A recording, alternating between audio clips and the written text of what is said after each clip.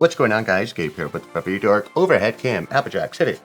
We have the Xbox Series X streaming to my Galaxy Fold 2, and this is how you guys are going to follow along. And don't worry, I paid Applejacks to do proper B-rolls, so if you can't follow along here, you'll follow along with the B-roll shots. But anyways, we go on over to settings, and we can personalize the background. So here we have my color and background, and we can change the solid color, or we can go ahead and change to a dynamic background. Currently I have it set to ribbons.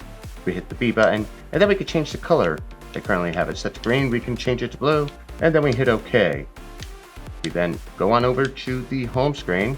As you guys can see, we have a dynamic background with the blue ribbon.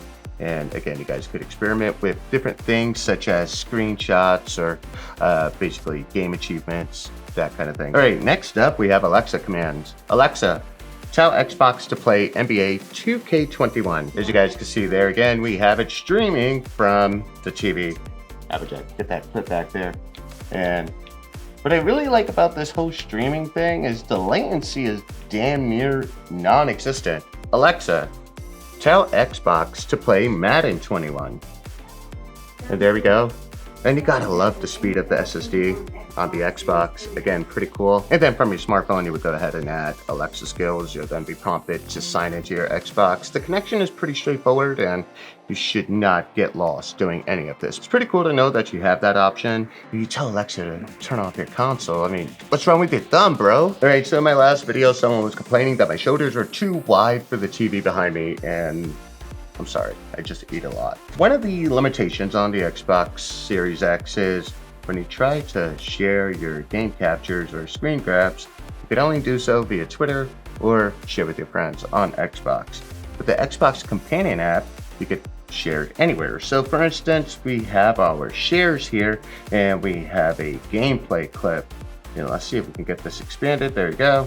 And what I want to do is actually share this. So the way we do this is we click the share button, and now we have the ability to share it on Instagram. We have the ability to share it on WhatsApp, Facebook, Messenger. We're downloading the clip, which allows you to pretty much share on any platform, which is inherently limited on the Xbox Series X and even the Xbox One. So using the Xbox Companion app opens the door of different options that you can share your content to. And who wouldn't want that? In fact, if you save your clips to your phone, you can create somewhat of a montage, take those video clips, send it on over to your favorite cloud service, download, edit the video. Now you're creating YouTube videos with all of your cool game clips. Thank me later. Make sure you hit the like button. Not that it makes sense, but in case you don't have your controller, maybe you just want to navigate through your Xbox Series X with your phone, you can do that. First, we go ahead and hit the Xbox icon there, and then we click Open Remote Control. And as you guys can see behind me, Applejack is going to get that there. We click the Xbox button there. We hit the B button. We are controlling pretty much everything. All right, Applejack, yeah, you got that there. Yeah, you can see just changing options here, going through different things. So let's talk about the capture and share button, because this is the new addition for the Xbox controller in the next gen. Now, this button can be set to capture screenshots, capture video recording, and in 4K HDR, SDR, you can record up to 30 seconds, 1080p, 1 minute, 720, 3 minutes. Now that's pretty cool if you want to go ahead and create a montage of videos and upload to YouTube after you've already collected them from the Xbox Companion app. I think that's really cool. Single press captures a screenshot, double press captures a video, and it's pretty straightforward and intuitive.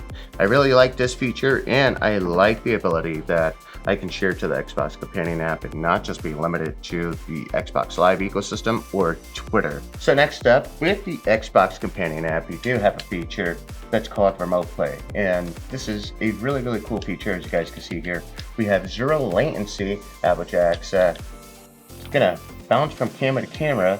Now, not sure how this would be used, but if you only have one TV in the house and you want to let your guest or your friend use the TV while you're still playing on your Xbox Series X or even your Xbox One X, because this is allowed through the Xbox console family, is something that can be done. That's pretty much it, guys. I think these are the coolest tips and tricks and features for the Xbox Series X. Make sure you guys stay tuned, because we're going to pit the Xbox Series X against the PS5. I know I've been talking about this. I'm an Xbox fanboy, and I really don't want the PS5 to win. And I know that seems biased, but I really have to come from a position of neutrality. And yeah, that video is coming soon. Anyways, I'm signing out. Peace.